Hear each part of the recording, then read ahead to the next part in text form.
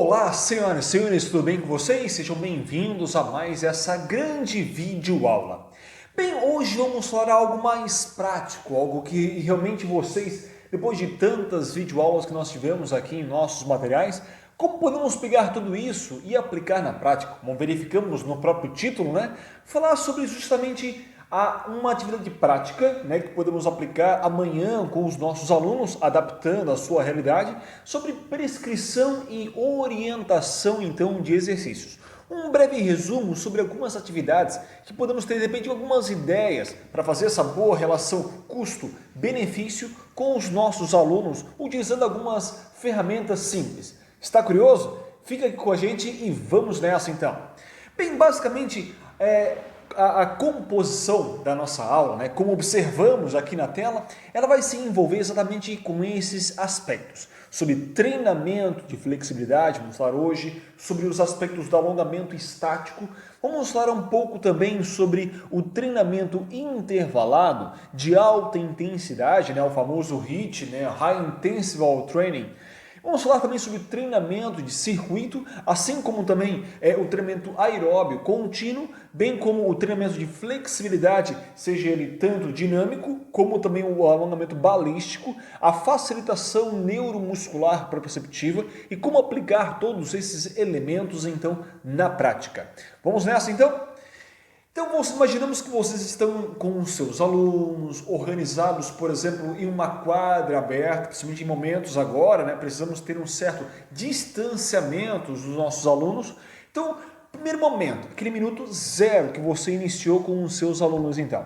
Você vai realmente organizar eles, né, em volta, com um certo espaço, uns 2, 3 metros entre cada um, e vai realizar esse primeiro contato com esses alunos e fazer realmente essas orientações iniciais, disposição de banheiros, disposição de extintor de incêndio, disposição de água, todos os materiais necessários em caso principalmente de emergência, né? E falando em emergência, principalmente onde tem um local, uma caixa de primeiros socorros, caso alguém se machuque, algum entorse, algum tipo de fratura. Você vai discorrer sobre todos os acontecimentos então da aula, né? Sobre o que vai acontecer na aula, assim como eu estou fazendo com vocês agora. Vocês vão realmente discorrer com os seus alunos o que vai acontecer naquela aula, dar realmente essa contextualização sobre todos esses aspectos decorrentes da aula em si. Bem como vocês vão então orientar os seus alunos quanto ao objetivo da aula, né? E relatar como o objetivo da aula, principalmente, ele tem um fator mais pedagógico e não tão voltado ao rendimento. O foco principal é principalmente o fator pedagógico, começar do nada e evoluir para uma intensidade maior, conforme realmente a capacidade individual então dos seus alunos. Em suma, verificar também a importância que cada um respeite então o seu próprio limite, seguindo algumas tabelas, vamos falar mais à frente, seguindo o seu próprio limite cardiovascular, a sua percepção subjetiva de esforço, que vamos demonstrar algumas tabelas a respeito disso, para que não haja também qualquer certa intercorrência durante todo o percurso então da aula. Então você realmente organizou os alunos e deu essa introdução nesses primeiros minutos.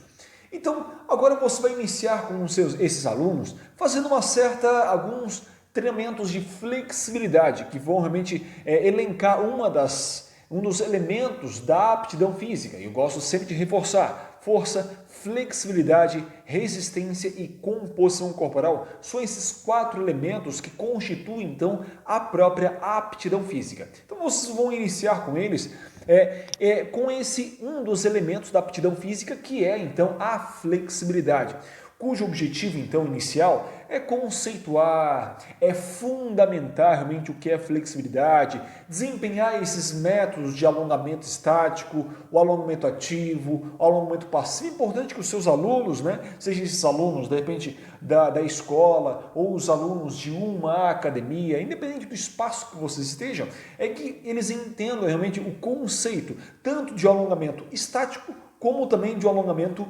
dinâmico. Sempre que reunir também esses alunos, né, é importante elencar algumas explicações. reforçar algumas orientações básicas de manutenção da distância, principalmente agora em épocas, principalmente de pandemia, é importante um certo distanciamento, em torno de 2 metros a 3 metros de cada um, principalmente quando voltar realmente às aulas. Então, essa é uma conceituação geral de alguns pontos sobre a flexibilidade. Uma primeira atividade, então, seria, por exemplo, alguns exercícios de alongamento tanto estático, tanto ativo e também passivo.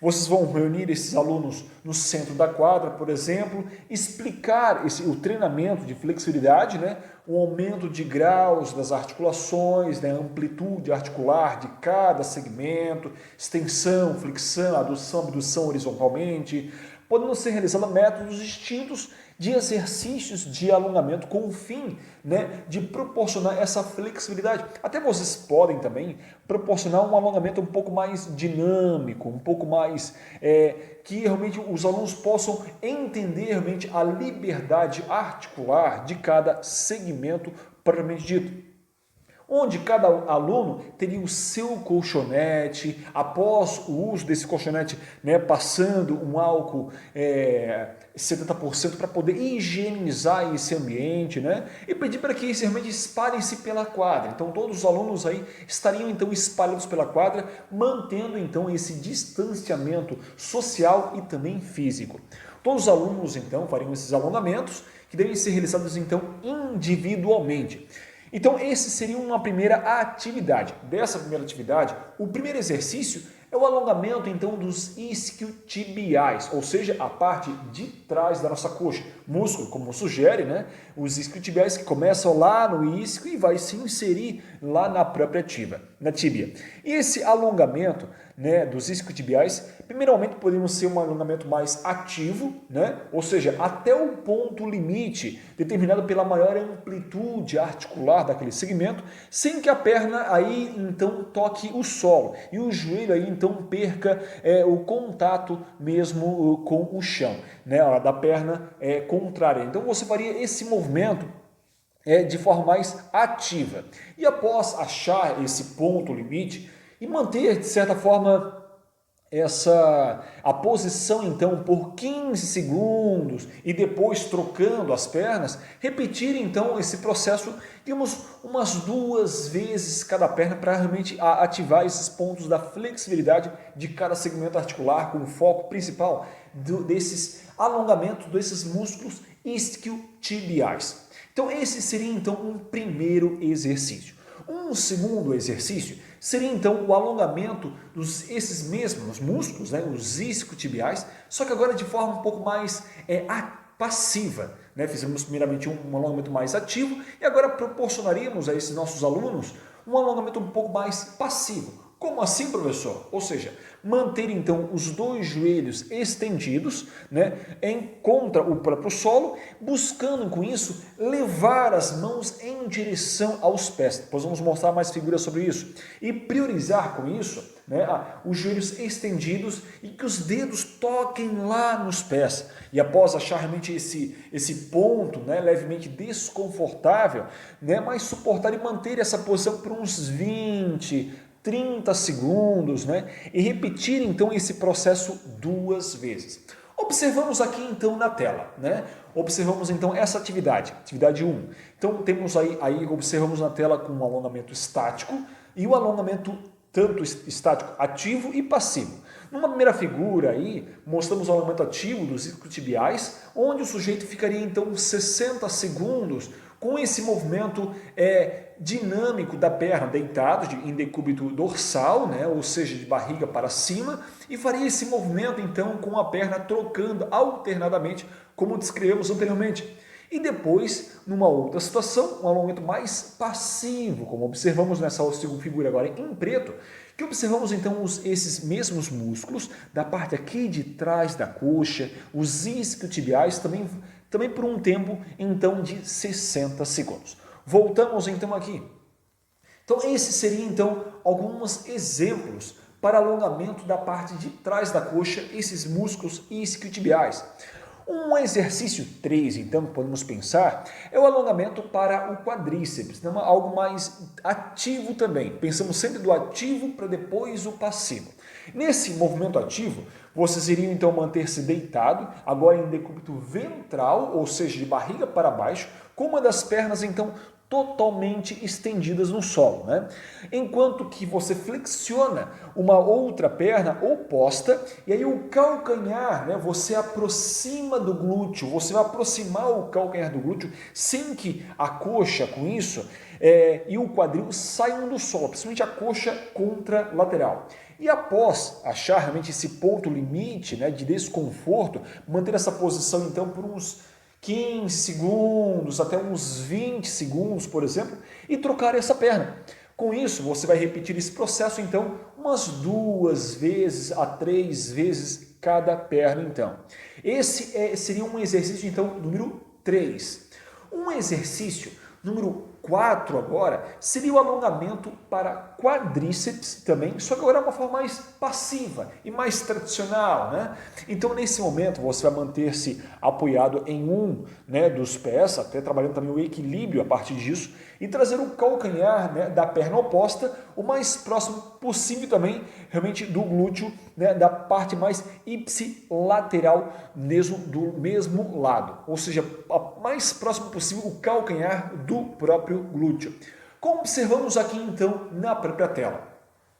Observamos então nesse alongamento estático, tanto ativo como passivo. No alongamento mais ativo, ao qual iniciaríamos, temos então a situação do quadríceps, né, a qual é a mais alongado. O sujeito então estaria então no decúbito ventral, ou seja, barriga para baixo, com a perna contralateral totalmente apoiada no solo e puxando realmente com esse elástico, né, a perna, o calcanhar o mais próximo possível do glúteo. Logo, numa outra figura agora, essa moça aqui de azul, ela está em pé, então, puxando a perna, o calcanhar, então, o mais próximo possível, então, do glúteo, ok? Voltamos aqui, então.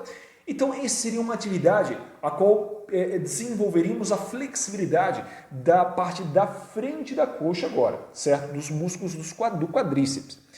No exercício 5, nesse primeiro momento, seria também o alongamento para o deltoide anterior de forma também mais ativa, lembrando sempre do ativo para o passivo, entrelaçando os dedos, realmente das mãos, das costas, com o olhar fixo à frente nesse caso, e os cotovelos em máxima extensão. E após, digamos, nós atingirmos essa amplitude máxima, manteríamos essa posição então por uns 20 segundos também, ou 30 segundos, e repetiríamos aí essa situação por umas 2 vezes. Esse seria então um exercício número 5. Um exercício número 6 que nós faríamos nessa situação seria o alongamento para o deltoide agora posterior. Meramente alongamos o deltoide anterior, nosso ombro, né, na parte da frente, e agora nesse exercício 6, nós alongaríamos a parte de trás do nosso ombro, de forma também agora mais passiva. Ou seja, nós ficaremos em pé com um dos braços realmente na linha do ombro em adução horizontal, segurando o cotovelo do braço, elevando mesmo a linha do ombro com a mão oposta. E com isso fazendo a força para que o braço se aproxime então do próprio peitoral. E manteríamos essa posição aí por uns 30 segundos e repetiremos esse processo então com o próprio braço oposto. Como observamos então nessa imagem, né? Nós temos esse alongamento estático, então tanto ativo como passivo.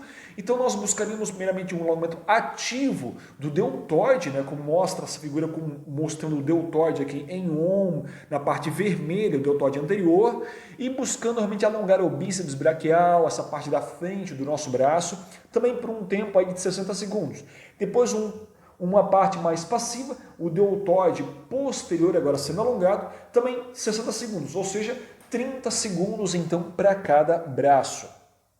Voltamos então, todos esses alongamentos, desde o minuto 0, agora já estamos então no minuto 15, então todas essas informações iniciais, sobre a disposição dos materiais, sobre o local, sobre os alongamentos, toda essa explicação, e aí já nós discorremos então uns 15 minutos de aula. Chegando nesse minuto 15, então, da aula, começamos a parte mais dinâmica, ou seja, chegamos à parte do treinamento em intervalados de alta intensidade, como aplicar isso na prática, né? Então, esse HIIT, né, o High Intensive Training, teríamos como alguns materiais a serem utilizados, como um cronômetro básico, como a impressão da própria escala de Borg, que depois eu vou colocar aqui na tela para vocês também observarem essa tabela que verifica a percepção subjetiva então de esforço, cujo objetivo, né, é conceituar também, é fundamentar e desempenhar alguns protocolos, né, do próprio HIIT.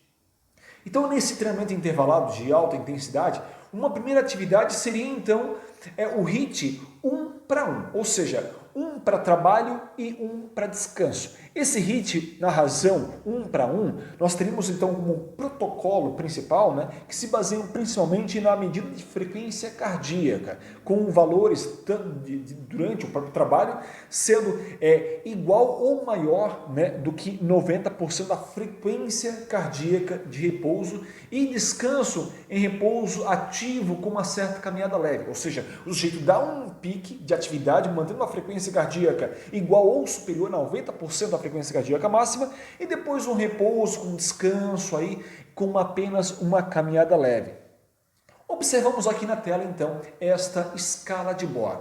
Então essa escala de Borg proposta, né, tanto em 87, foi adaptada em 98 por esses autores específicos, ela tem uma classificação então, existem outros padrões, outras tabelas que vai avaliar entre 4 a 20, mas usamos essa que é um pouco mais simples, que é um pouco mais prática realmente para o que nós queremos, né, realmente para aplicar com os nossos alunos. Temos essa classificação que avalia então desde 0 até 10. 0 repouso total e o 10 é a atividade máxima. Então o que seria próximo ali a igual ou maior do que 90% seria em torno de 9 a 10, né, na escala de Borg então. Então o descritor mostra o desde o repouso, muito fácil, fácil, moderado, um pouco difícil, difícil, muito difícil, chegando lá em 7 e aí evoluindo para a atividade máxima, chegando então em 10. Nesse momento então, voltando aqui, explicar o funcionamento da escala, né, e o nível que é esperado durante o trabalho, ou seja, os tiros. Então, nesse momento, naquela escala que vocês verificaram aqui atrás, observamos então que o nível maior ou igual a 7, né? Ou seja, ele vai ser classificado então como muito difícil, na relação 1 para trabalho e 1 para descanso. Nesse momento, vocês posicionariam todos na mesma linha de fundo da quadra, então todos expostos, mantendo essa distância de 2 metros em média um do outro, né, na linha de fundo da quadra, e só estariam que esses alunos eles corressem ininterruptamente com uma intensidade elevada na escala de Borg, né, com 7 ou acima de 7 realmente durante 60 segundos, lembrando que é 1 para 1. Então, e depois, ao terminar o tempo de 60 segundos, inicia-se a fase de recuperação ativa, ou seja, uma caminhada leve por pelo menos, então, 60 segundos. Então, 60 segundos eu tenho uma atividade de alta intensidade, igual ou superior a 90% na frequência cardíaca ou na escala de Borg, em torno de 7, nível 7, ou seja, muito difícil. E aí eu repetiria esse ciclo de trabalho, né, a atividade de corrida e repouso, a caminhada leve, por 4 vezes em média, né, tendo um tempo total de 8 minutos em média para essa atividade aí intervalada de alta intensidade. E aí eu teria nesse momento uma recuperação passiva, então, de no máximo 5 minutos para que esses meus alunos pudessem então descansar e recuperar, apenas 5 minutos. Numa atividade 2 agora eu entro naquele famoso método Tabata. O que é o método Tabata, professor? Eu tenho uma razão de trabalho, descanso, trabalho 2 para descanso 1. Ou seja, eu explico nesse momento o protocolo para esses meus alunos, que o protocolo original, né, ele foi realizado com bicicleta ergométrica, mas que diversas adaptações nós faremos, né, devido às circunstâncias e os materiais que nós temos disponíveis em uma quadra aberta, por exemplo, que vão ser então elaboradas essa adaptação. Exemplo clássico, né? Uma esteira ou exercícios com um peso corporal que eles possam fazer. A intensidade com isso ela deve ser então um esforço máximo, ou seja, o nível 10 agora na escala de Borg. Lembrando que a percepção subjetiva de esforço é muito individual, ou seja, o que é o 10 para mim, com uma atividade de trabalho muito alta, o 10 para você pode ser uma menos atividade que você já está chegando nesse 10. E é isso que é interessante aplicar a escala de Borg na prática, no nosso dia a dia, né? Porque realmente ela vai justamente respeitar essa individualidade. O que é o 10 para mim depende de uma alta intensidade e que muitas vezes o que é o 10, uma pessoa sedentária, obesa, o 10 para ela já é uma atividade já extenuante, com uma simples caminhada, ela já está no 10. Com quanto que você percebe com a sua percepção subjetiva, então, de esforço. Então, vocês pediriam, após realmente esses alunos chegarem a esse nível 10 na escala de Borg, vocês pediriam, então, para os seus alunos que caminhassem com passos acelerados, então, por 2 minutos ao redor da quadra. Então, pedir realmente que eles corram o mais rápido possível, realmente durante uns 20 segundos, e iniciar a contagem de 10 segundos de um repouso mais ativo, ou seja, eles fariam essa caminhada então de 10 segundos. Então, esse ciclo 20 por 10, 20 segundos de atividade intensa e 10 segundos, vocês fariam então de um tempo de 8 vezes, desses 20 segundos de esforço máximo que esses alunos fariam, e depois para 10 segundos um repouso mais ativo, uma caminhada mais leve. E nisso eles fariam esses 8 ciclos, que dariam em torno de uns 4 minutos em média para essa atividade. E esse então é o protocolo, tão conhecido como protocolo Tabata, ok? E nisso nós já estamos então em 35 minutos de aula agora, A aula já está avançando, 35 minutos de aula. Podemos agora, nesse momento, aplicar um treinamento em circuito, ou seja, nesse momento você teria materiais, por exemplo, um cronômetro básico para contar realmente esses tempos e colchonetes, vários colchonetes espalhados pela sala para que os alunos possam então estar manuseando. Essa atividade teria uma duração então, esse treinamento em circuito, uma duração em torno de uns 20 minutos, com o objetivo então de apresentar e de certa forma desempenhar um treinamento básico então em circuito. Nisso, uma primeira atividade seria esse treinamento em circuito, onde vocês distribuiriam então as 6 estações de exercícios de maneira então individualizada. Então, primeiramente colocaríamos os alunos, esses 6 exercícios, e cada aluno faria então o mesmo exercício. Cada estação realizada por 30 segundos com o maior número possível de repetições ou mesmo movimento.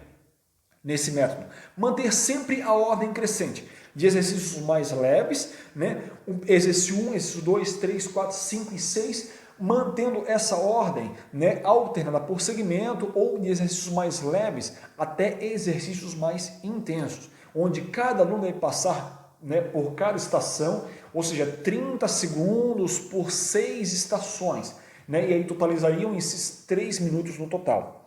E em seguida, eles vão descansar então uns 2 minutos no local. Após esse tempo, eles seguem então para a estação 2, ou seja, primeiramente eles fariam uma primeira estação, certo? Passando por as estações, e depois seguem para uma segunda estação, estação 3 e assim sucessivamente, e repetindo todo esse ciclo das 6 estações, que vamos mostrar mais à frente, durante 4 vezes. Ou seja, esses exercícios que nós mostramos aqui na tela, desse treinamento em circuito, observamos o primeiro exercício com uma parte mais cardiovascular, com o intuito de aumentar a frequência cardíaca. Eles fariam então o próprio polichinelo. Então, com movimentos começamos com os pés juntos, com os braços juntos, e à medida que afasta as pernas, os braços seguem então acima da cabeça. O primeiro exercício seria esse. Um segundo exercício, também por 30 segundos, eles ficariam então na prancha, no intuito de baixar a frequência cardíaca e trabalhar mais a força do core agora. Um terceiro exercício, agora para aumentar a frequência cardíaca novamente e trabalhar os membros inferiores, essa corrida estacionária durante também 30 segundos. Um quarto exercício que observamos então aqui na tela seria então o agachamento. Ou seja, fariam 30 segundos então de agachamento com o maior número possível de agachamentos ou maior quantidade de movimentos, né? Um quinto exercício seria então a flexão de braço, ou seja, agora eu descanso os membros inferiores e vou partir então para os membros superiores, que eu tenho aqui então, né, uma flexão de braço, uma descrição com as mãos, né, um pouco mais afastado do que a largura dos ombros e buscando realmente um cotovelo um pouco mais próximo. Lembrando que para uma atividade mais intensa, eu poderia fazer esse gesto com o joelho esticado, né, a qual teria toda a força de distribuição na minha carga, na minha alavanca, nos meus membros superiores, ou de repente para sujeitos mais sedentários ou para as mulheres, eu teria a opção de realmente desempenhar essa flexão de braço com os joelhos então apoiados no chão. Nesse sexto exercício, eu tenho então o abdominal em si, ou seja, agora com o foco de voltar a calma, de baixar a frequência cardíaca também por 30 segundos, eu poderia fazer esse movimento ou com os pés no chão, como mostra essa figura, ou de repente com os pés erguidos, cruzadas as pernas e o joelho relaxado, para realmente só apenas ativar os músculos do abdominal e inibir também esse músculo iliopsoas, que muitas vezes acaba concorrendo com o próprio reto abdominal.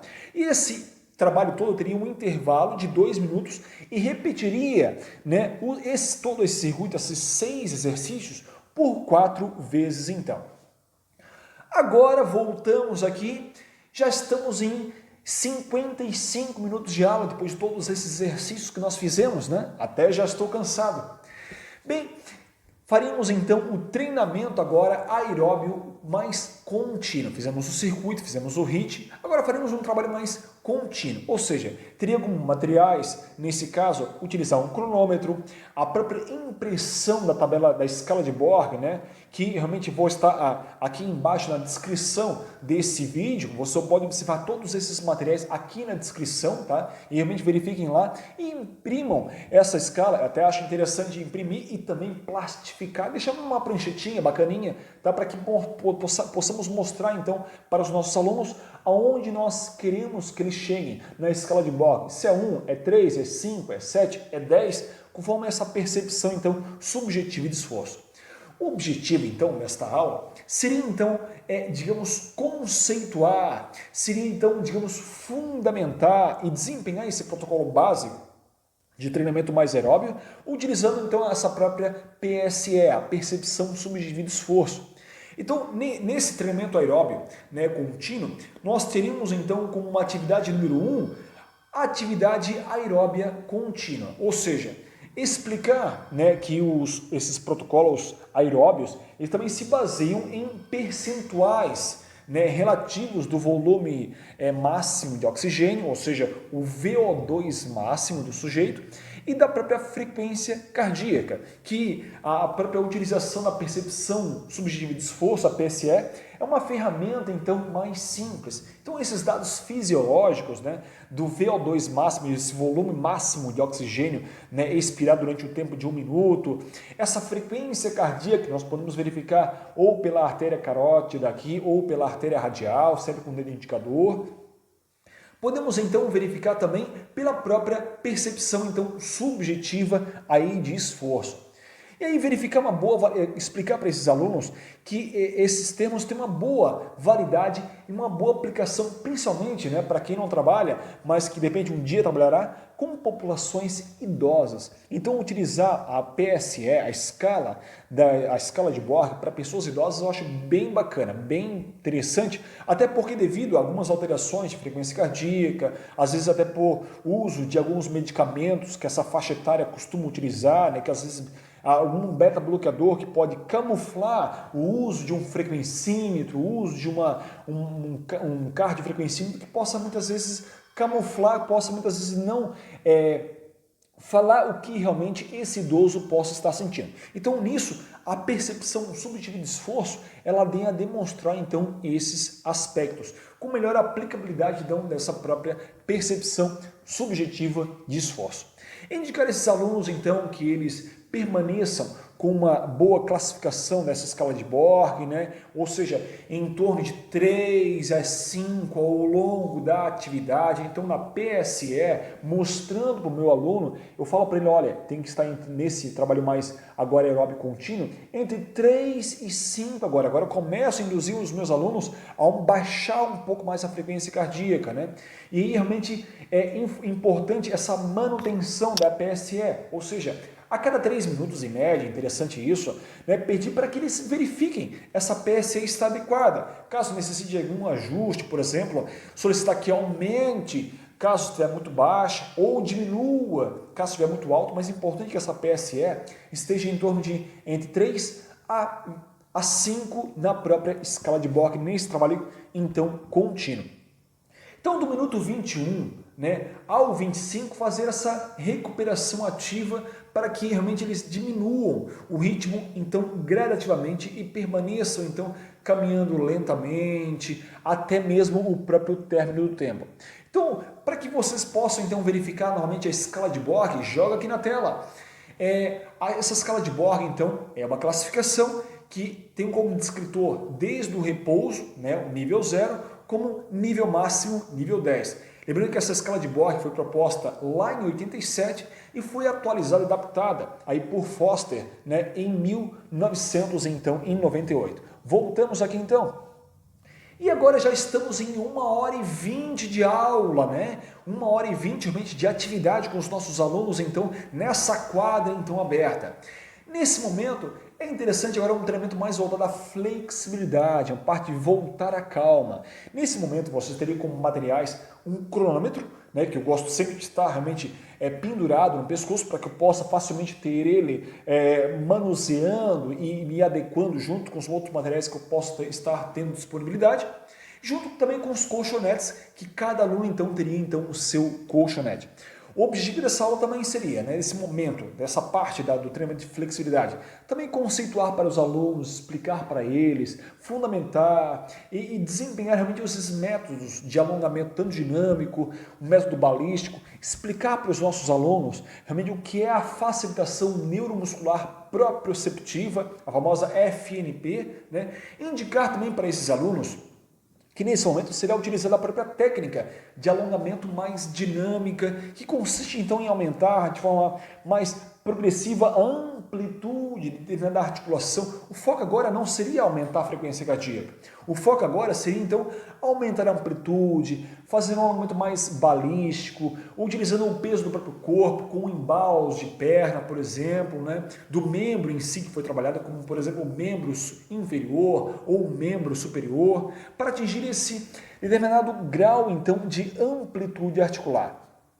E nesse treinamento de flexibilidade, como primeiro exercício, faremos então um alongamento balístico do quadril, né? Depois eu vou mostrar também algumas imagens aqui para vocês, onde vocês colocam esses sujeitos em pé, preferencialmente eles apoiados numa parede, né? E cada aluno realmente apoiado na sua parede, com essa separação então de 2 metros de distância.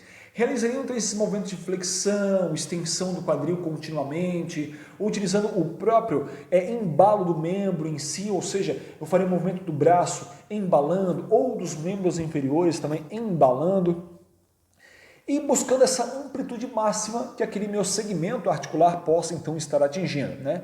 E desempenhando essa tarefa continuamente por uns 40, 50 segundos, por exemplo, e em seguida troca-se as pernas, troca-se os membros. Se eu fiz com um braço, faço com o outro, se eu fiz com uma perna, eu faço então com a outra e vou repetir essa sequência umas 2 vezes em cada membro.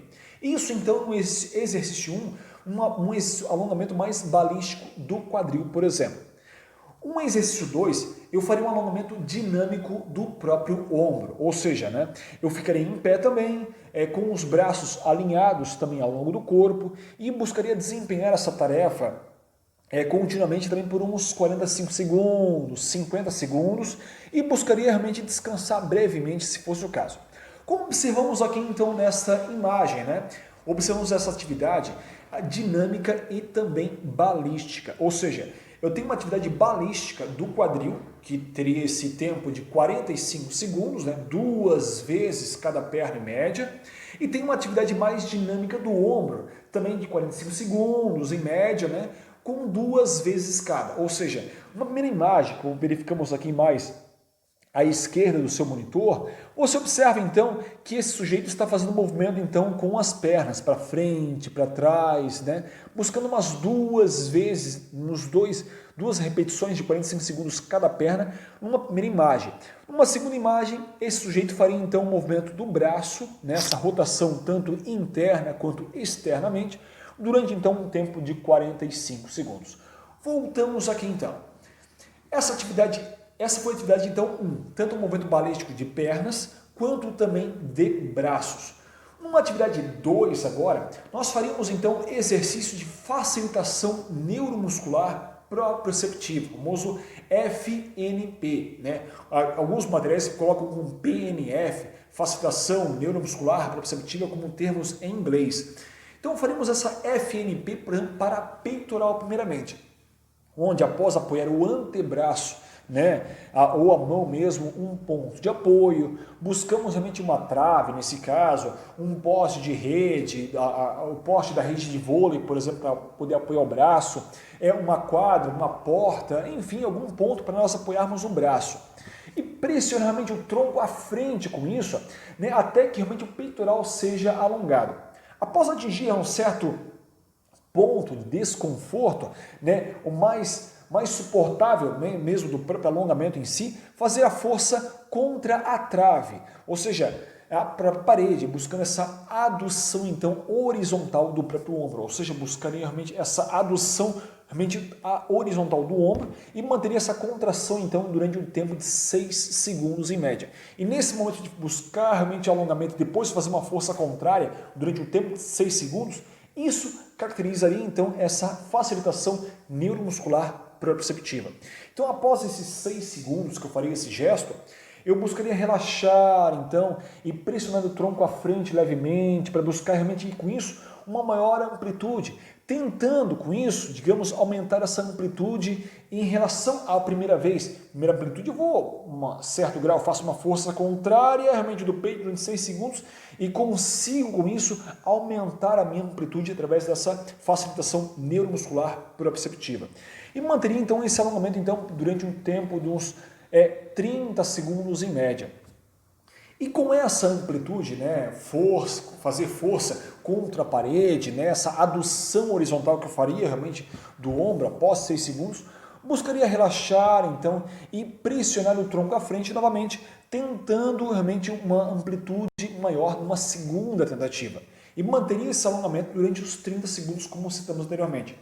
E eu buscaria desempenhar esse ciclo, então, essa contração, relaxamento, durante umas 3 vezes, totalizando um tempo, então, de uns 3 minutos e média. Observamos, então, aqui na tela, para realmente explicar um pouco mais, elucidar um pouco mais esses conceitos.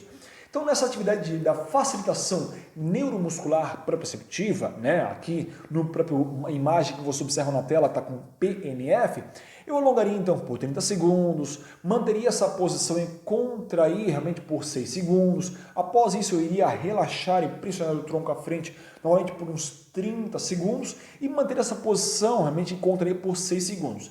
Eu desempenharia então esse ciclo contração, relaxamento durante 3 vezes e buscaria também ter um tempo total disso de uns 2 minutos em média, ok? Voltamos aqui então novamente aos nossos materiais.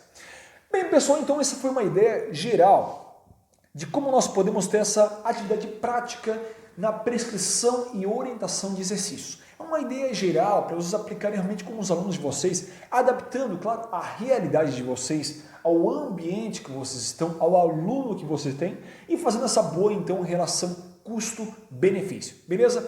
Novamente agradeço a todos vocês, muito obrigado realmente pela presença de todos aqui. Lembrando, não esqueça, se inscrever no nosso canal para que você receba sempre as atualizações. Já acione o sininho realmente para que você receba os nossos materiais sempre e informo vocês, caso quiserem deixar alguma mensagem aqui embaixo, alguma pergunta aqui embaixo, por favor, realmente teria um grande prazer em responder todos vocês. Realmente muito obrigado a todos vocês e até um próximo momento. Valeu!